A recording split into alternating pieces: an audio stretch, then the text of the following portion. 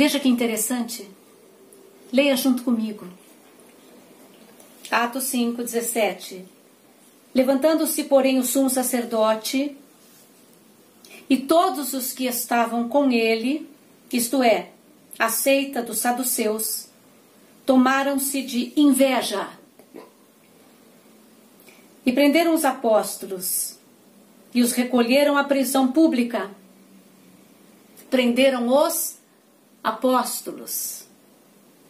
Mas de noite, um anjo do Senhor abriu portas do cárcere e, conduzindo-os para fora, lhes disse: Ide, e apresentando-vos no templo, dizei ao povo todas as palavras desta vida. Tendo ouvido isto, logo ao romper do dia, entraram no templo e ensinavam. Vamos orar? Senhor, nós precisamos muito do Senhor e do Espírito de Deus. E oramos para que o Senhor paire Espírito Santo de Deus sobre nós e sobre todos aqueles que irão nos ouvir. Precisamos ouvir a voz do nosso bom pastor. Repreendemos todo mal, todo espírito vigia. Toda a escuridão caia por terra em nome de Jesus, porque Ele é a luz que veio ao mundo nos iluminar. Jesus é a nossa luz, declaramos o seu domínio e poder. E pedimos que venha o seu reino, Jesus. Reina sobre nós, entre nós. O Senhor tem um nome acima de todo. Não há poder algum acima do Senhor, para ti não há rivais. Tu és o princípio e o fim de todas as coisas. O vencedor do inferno e da morte. Onde está, ó morte, o seu aguilhão? Onde está a sua vitória? O Cristo, o Senhor, te venceu. Obrigado, Jesus, porque Tu és a ressurreição e a vida. E queremos a Sua presença neste momento. Fala ao coração dos irmãos. Fale aos nossos corações. Em nome de Jesus. Amém? Eu queria que você pudesse pensar um pouquinho comigo. Depois do Pentecostes, onde os discípulos estavam no cenáculo orando, houve uma visitação do Espírito Santo que os tomou. A Bíblia fala que eles ficaram como tochas humanas, línguas de fogo. E o pessoal lá de fora, eu quero que você entenda que a Judéia, neste momento, poucos são os que falam hebraico. Os judeus estavam espalhados por todas as nações. E nesta festa, geralmente, eles vinham a Jerusalém para comungarem. Então, cada um tem a sua língua. E, de repente, eles ouvem os discípulos orando e glorificando a Deus na sua língua. Que estranho! Porque lá na Torre de Babel houve um juízo de Deus, quando o homem se orgulhou, querendo ficar longe do seu Senhor, querendo ter atitudes independentes de Deus, houve um juízo. Qual foi o juízo? Repartição de línguas. É ruim. Se você for a um país ou outro que não seja o Brasil, você vai ver a dificuldade que é a comunicação, porque nós vivemos da comunicação. E agora, neste momento, o Espírito Santo foi dado àqueles homens no cenáculo, no dia de Pentecostes. E eles começam a falar e a glorificar a Deus, e todos ouvem na sua própria língua. Deus sempre traz restauração para nós. O Espírito Santo quer restaurar a nossa vida. E é tão lindo que começam a acontecer coisas maravilhosas. O primeiro sermão, por exemplo, de Pedro, alcançou 3.000 pessoas que se entregaram a Jesus Cristo. Nós estamos falando de judeus, de gregos. Nós estamos falando do poder que havia neste homem.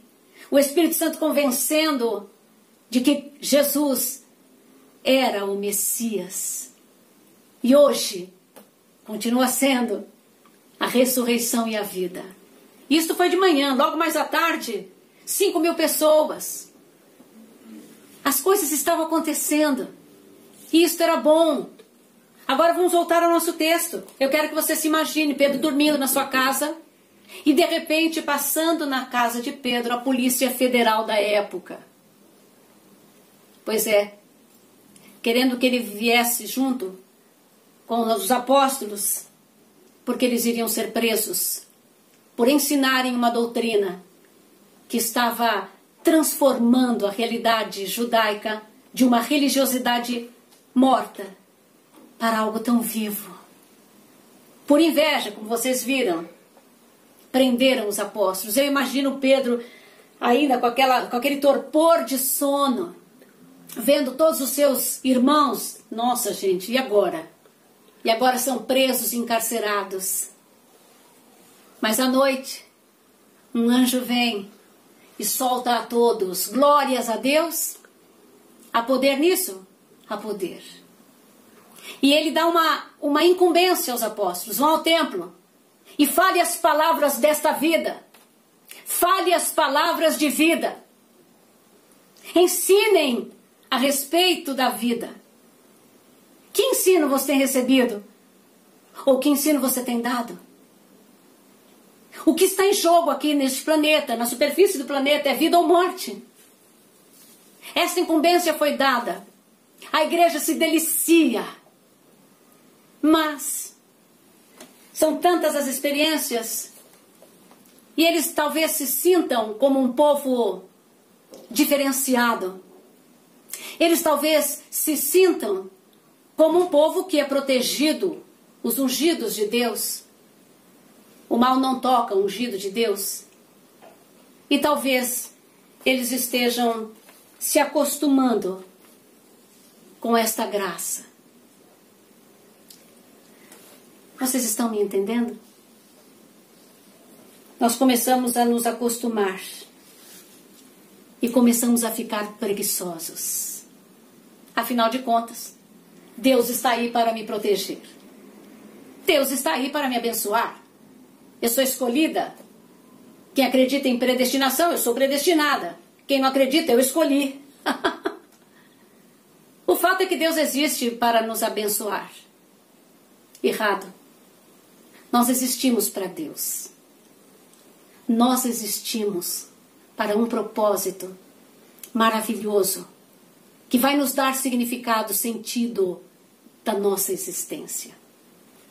Essa igreja, então, começa a gozar e a ficar um pouco preguiçosa. Se torna, talvez, complacente. É interessante que se você for ver Atos, capítulo 12, se você for lá, você vai ver que prendem a Tiago, irmão de João. E você também vai ver, se for todo o capítulo 12, que a igreja não se reúne para orar. Ah, Tiago foi preso? Ixi, vai um anjo lá, pode ficar sossegado, vamos dormir, vamos nos alimentar, vamos nos divertir. Não há relato de oração. Não há relato de quebrantamento.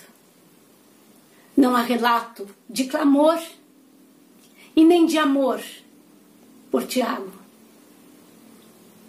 Todos estão achando que o que aconteceu a primeira e a segunda vez acontecerá agora.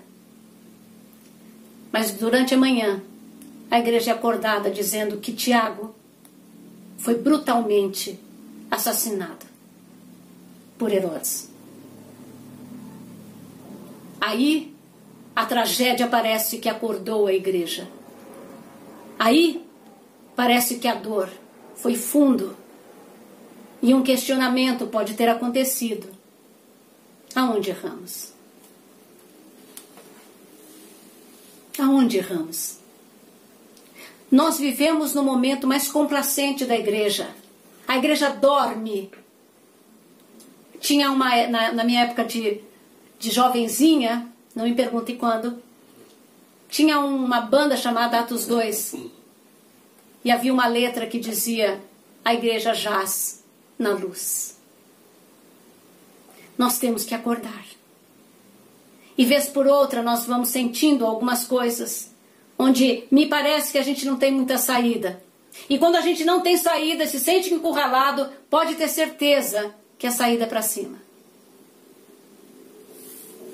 Complacência é o maior inimigo do crente, o mais perigoso, porque a gente não sente que está longe daquilo que Deus tem para nós como pessoas e para nós como nação santa, como povo separado e justo, como aqueles que vieram para fazer diferença no mundo ruim e iluminar um planeta órfão de trevas. Nós, eu e você, somos a resposta. Nós nos acomodamos com a mensagem, nos acostumamos com o evangelho do poder de Deus. Simone de Beauvoir, ela fala uma coisa interessante, eu sempre vou parafraseando ela, que a maior desgraça do homem é se acostumar com as desgraças. E eu já falei para ela foi uma filósofa do século XIX, no comecinho, eu falei, não. A maior desgraça do homem é se acostumar com a graça. A maior desgraça do homem é se acostumar com o amor de Deus, que enviou Jesus para morrer em nosso lugar. Conta já está paga. Estou perdoado. Existe graça superabundante, onde abundou o pecado, não preciso fazer coisa alguma. Então nós vamos morrendo, não fazendo nada. Meu filho está estudando sobre músculos. E ele diz que quando a gente para de usá-los, eles atrofiam. A fé é assim. Pare de usar a sua fé. Pare de ser quem Deus te chamou para você ser. Você vai morrer. Mas Deus não tem este caminho de morte. Deus tem um caminho de vida e de paz. A complacência é uma praga que vai tirar de você e esgotar a sua energia. Ela vai te entorpecer em relação à sua atitude. Nós somos pessoas que devemos tomar atitude todos os dias. A gente deixa para lá. Acordamos, não dá para orar agora. Não, vamos deixar para lá. E vamos deixando. Até que a gente não tenha mais prazer e nem vida para compartilhar. A complacência vai esvaziando o seu cérebro e a sua fome de Deus. E temos aqui algumas listas de como você pode diagnosticar se você está sendo afligido com este vírus, que é muito pior do que este que nós estamos enfrentando. Porque este que nós estamos enfrentando, irmãos, os irmãos que são salvos vão para casa. Este da complacência pode fazer com que a gente nunca volte para o lugar de onde Deus nos quer. Primeira coisa que você pode diagnosticar é uma satisfação com as coisas como elas são. Estou satisfeita, tudo bem. Eu tenho que comer, eu tenho o que vestir, eu comprei um carro novo, agora eu quero fazer uma viagem. Eu não sei exatamente quais são, por onde nós estamos indo, ou ao redor do que nós estamos vivendo, mas as coisas são como são. Estou satisfeito. A segunda coisa é a rejeição de como se deveria ser. Isso não é para hoje. Nós temos tão pouco poder que tem muitas igrejas dizendo que tudo aquilo que os apóstolos viveram no princípio não é para hoje. Como se Deus fosse tão dispensacionalista que só dispensou aquele poder no momento do princípio. E agora? Agora é graça. Que graça é essa? Existe muita graça para perdão. Por isso eu devo reconhecer a graça. E devo ir atrás do Senhor, me render a ela, para que Deus faça o que Ele quer. Há poder para nós. Jesus não é a ressurreição e a vida. Ou não foi. Ele disse, Marta, eu sou. Não é eu fui, eu serei. Eu sou. E Ele continua sendo. O nome dele está sempre no presente. Yahweh. Ele é para hoje. Não fique satisfeito com a sua vida espiritual. Não seja incrédulo. Em nome de Jesus Cristo. Rejeição das coisas como elas deveriam ser. Nós deveríamos ter muito mais amor, muito mais poder. Nós deveríamos iluminar muito mais. Nós deveríamos aconselhar muito mais. Isto é a realidade da igreja. O poder do Espírito Santo para cada um de nós fazer transbordar. A Bíblia fala que todo aquele que crê, rios de água viva fluem de nós. Não é rio de morte.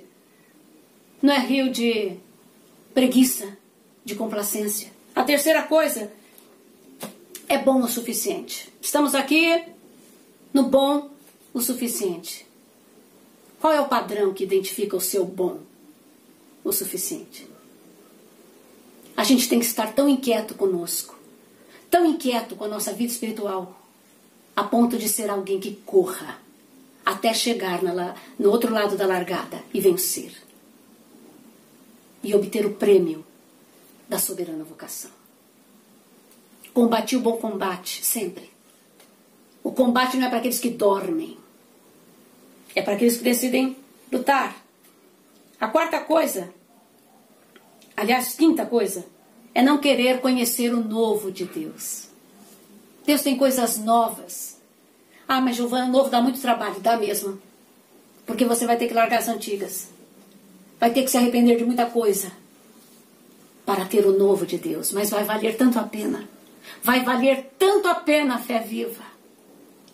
É uma pena que nós hoje estamos discutindo filosofias dentro da igreja. Coaching, psicologia, uma porcariada de verborragia que não transforma o nosso interior. Pode amainar um pouco a nossa consciência. Mas nós temos que ser transformados segundo a imagem daquele que nos vocacionou. Posso ouvir um amém de vocês? Pois é. Queremos o caminho mais fácil. Nada que exija muito de nós, porque nós sabemos que vamos ter que interromper com coisas que Deus não se agrada. E aí? O que vai ser? Você já disse não para os seus amigos? Quando eles não estão com uma vida reta e você sabe disso? Já sentou com eles? Já falou do amor de Jesus? E já pediu ao Espírito Santo que os convença, a você e a eles, do pecado, da justiça e do... juízo. Juízo. Mas Deus é amor, Giovana, é amor. Fala para alguém que ama, que tem meninos na África que estão sendo oferecidos a demônio. Tenho certeza que essa pessoa não vai falar, coitadinhos, deixa eu oferecer, não tem problema. Vai ficar muito irado. E dessa ira pode produzir juízo. É santo o nosso Deus. Ele se apraz no direito e na justiça. E a Bíblia fala que juízo e justiça te precedem. É interessante, meus irmãos, quando eu dei a minha primeira aula e fiz o meu primeiro sermão, como eu orei, como eu dependi de Deus, como nós jejuamos e dependemos. E depois a gente começa a se acostumar, afinal de contas, a gente sabe falar. Tem uma boa oratória, começa a depender menos de Deus. E quanto mais seguro você está na sua vida, menos de Deus a gente depende. E essa segurança que a gente pensa ter é falsa. Não há segurança sem Deus. Um dia Jesus falou para um rico, que foi muito arrogante, disse, louco, hoje pedirão a sua alma, cadê a sua segurança? Essa riqueza vai ficar. A riqueza que você possui, ou pensa possuir, não é sua, nunca será. Aquilo que é seu é eterno. Sua alma é eterna. Decida servir a Jesus. Decida amá-lo de todo o seu coração. Perguntar para ele os mínimos detalhes da sua vida. Como fazer isso ou aquilo. Como perguntar, como conversar com pessoas. Como ser útil. O Senhor me ensina. Aí você vai ver que a vida vai se tornar uma aventura de fé. Deus nos quer dependentes. Que Deus nos livre. Que Ele tenha que nos arrancar da nossa complacência por intermédio da dor. E quantas dores temos visto hoje. Essa situação que nós estamos vivendo. O que você acha que é, irmão? Sem resposta humanista, de que não, isso fomos responsáveis, já ouvi isso de pastor, por causa do planeta. Sem respostas assim. O que você acha que isso ocasiona dentro de você? Medo. E agora? E agora volte para o lugar onde você caiu. A primeira igreja das 7, nós vamos estudar isso em grupo. Foi uma igreja, irmãos, pega o que essa igreja fazia. Eu sempre, quando vejo aquele relato, eu me sinto uma ameba de tão pequenininha. Perto da nossa igreja, da igreja atual, eu digo. Mas Jesus ainda fala uma coisa que para mim... Mas, contudo, tenho algo contra você. Você se esqueceu do seu primeiro amor. Volta de onde você caiu, antes que eu tire de você o candeeiro, a vida, o Espírito Santo. Contudo, esqueceste o primeiro amor. Vamos voltar de onde caímos? Não vamos ser os filhos da prosperidade? Cheio de conforto? Estamos no conforto? Temos muito? Temos poder de troca? Estamos seguros? Não caia nessa. Em nome de Jesus. Tenho algo para lhe dizer. Quando a gente perde o nosso senso de urgência, nós ficamos complacentes. Existe um grito aí, na sua casa, que é urgente. Tem vidas que você conhece, que estão nas trevas. Você mesmo na sua angústia. Pare de tentar resolver no seu braço os seus problemas. Nós resolvemos no joelho. Clame a Deus. E Ele pode nos dar respostas grandes e firmes que a gente não sabe. Eu amo quando Deus me dá respostas tão simples a respeito de tudo. Quando Ele se digna em responder a mim. Como pode o meu Criador responder a mim com respostas às vezes tão simples? Isto é um encorajamento a você. Toda a segurança deste mundo é aparente. Eu quero que você repita isso agora. Toda a segurança deste mundo é aparente.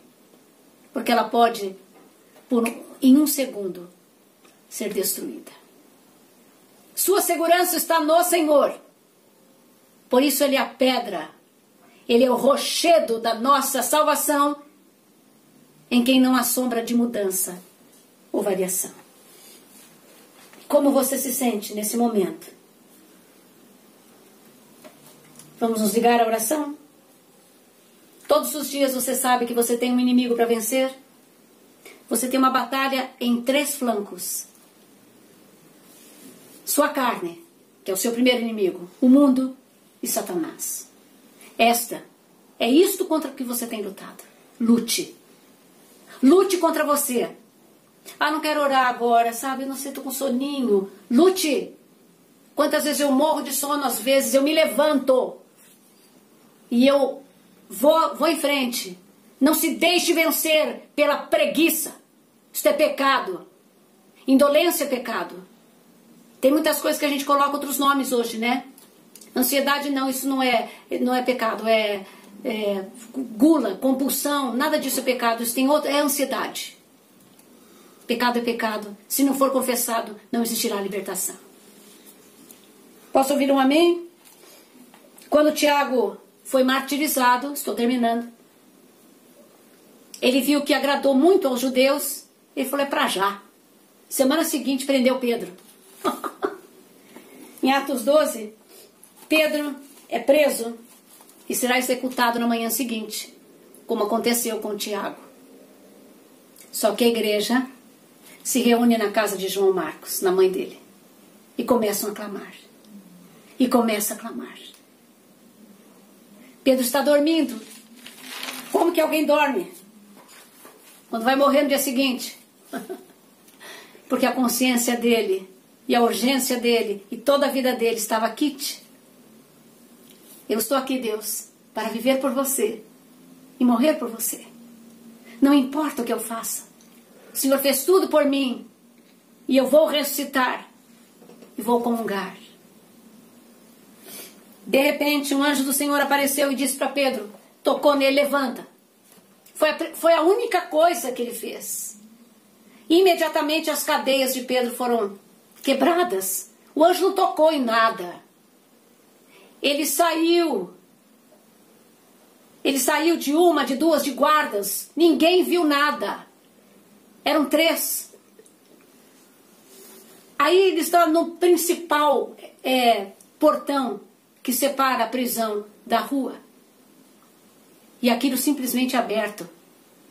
Os anjos não tocaram. O que estava acontecendo é que a igreja estava orando e o Espírito Santo rompeu. Toda e qualquer barreira foi rompida, porque a igreja começou a clamar: Senhor, não permita, Senhor, não permita. Não permita esse ato de injustiça. Tudo foi sendo aberto. Os obstáculos, as correntes, as barreiras foram desaparecendo. Porque Deus é assim. Ele não precisa de nada para fazer a coisa desaparecer. Mas Ele te escolheu como parceiro. E Ele quer a sua oração. O seu comprometimento. A sua vida. Comece a orar. Você vai ver a barreira se romper. Não é orar uma noite e depois, eu já orei 3 dias. Abraão orou 25 anos. E a Bíblia fala que ele não desfaleceu dando glória a Deus. Ele se aproximou de Deus, dando glórias a Deus. Ele teve uma raiz. Seus pés estavam sobre uma rocha. Coloque os seus pés na rocha. Vá em frente. Não pare antes de ter a sua vitória. Não seja frouxo. Em nome de Jesus. Levanta e anda. Quantos você pode fazer andar? Pois é. Tudo foi aberto. Porque a igreja orou, correspondeu ao chamado de Deus. E disse: eis-me aqui. É o que Deus quer de você. Ele quer ouvir hoje isso de você. Eis-me aqui. E amanhã Ele vai querer ouvir de você: eis-me aqui. O que eu preciso fazer? Não é Deus? O que o Senhor precisa fazer para me abençoar? Isso é uma bobagem. Irmãos, de verdade, eu estou ficando assim tão enhacada.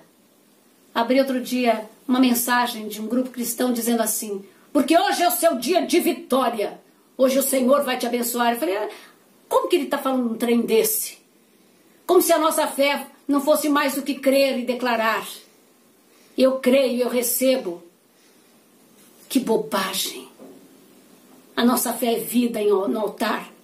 A fé que agrada a Deus é a fé que obedece em detalhes pequenininhos, por amor a Jesus. Em detalhes grandes, por amor a Jesus. Ter uma vida rendida por aquele que se rendeu por nós. Isso é fé. É muito mais do que isto.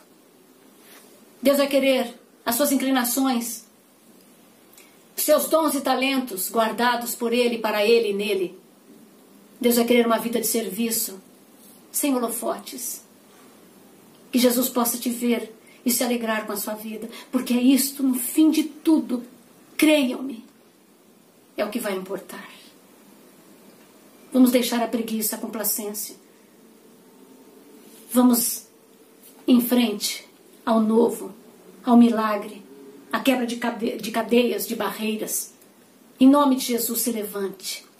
Brilhe a sua luz diante dos homens, para que todos aqueles que passam por você sejam iluminados. A gente não se torna a luz para falar: nossa, olha como estou brilhando, que glitter. Não. A gente se torna a luz para iluminar o caminho dos pequeninos. Brilhe a sua luz. E faça boas obras, para que Deus possa reconhecer que nas nossas mãos não há nada que possa ser algo contra nós. Que a obra das nossas mãos sejam boas, fiéis. Que a gente não usurpe nada, nem roube ninguém. Que a gente não minta, não faça o mal a ninguém. Não prejudique, ajude, perdoe, ame. E viva para aquele que é a ressurreição e a vida. Amém? Vamos sair do estado de conforto. Ore de madrugada, levante-se e ore. Ore de manhã, à noite. Leia a palavra, declare a profecia. Seja crente, seja testemunha da ressurreição de Jesus. Amém? Nossa, que palavra dura. Foi dura para mim também. Eu não quero ofender ninguém. Eu quero apenas te ajudar. Me ajude também quando eu fraquejar. Que Deus te abençoe.